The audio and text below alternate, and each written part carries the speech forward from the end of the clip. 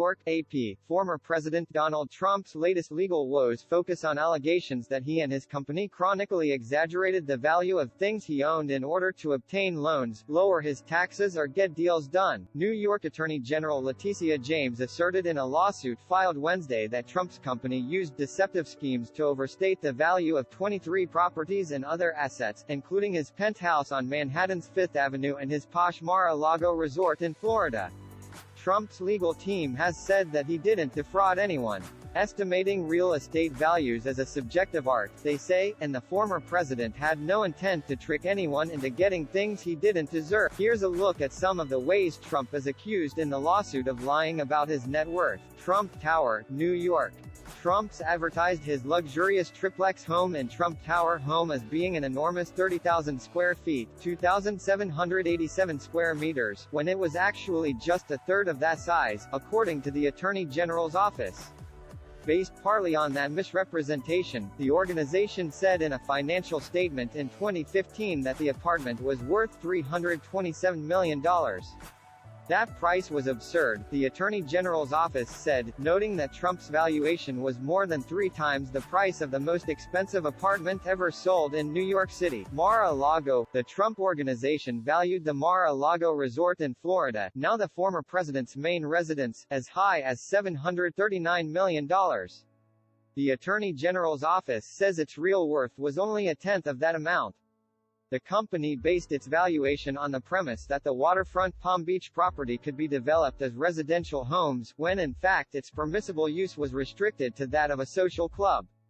As such, the revenues from the resort only amounted to $25 million annually, which the Attorney General said would have made the property worth about $75 million.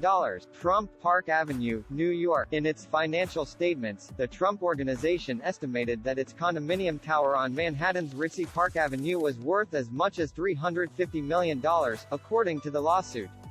Yet those estimates differed substantially from the internal valuations used by the company for business planning. Part of the higher figures in the financial statements was due to the company ignoring the fact about a dozen apartments in the skyscraper were rent-stabilized, meaning they were unlikely to bring in luxury prices. A bank-ordered appraisal in 2010 valued the units at $750,000. But company statements over the next 2 years stated the market value for those units at $50 million. 40 Wall Street, New York. In another extreme example, James said the Trump Organization inflated the value of a Wall Street property that had initially been appraised at $220 million in 2012, but in statements, the company said the property was valued at some $530 million, attributing that amount to the same appraisal company that had valued it at a lower amount. 3 years later, the Trump Organization obtained a new loan based roughly on higher value.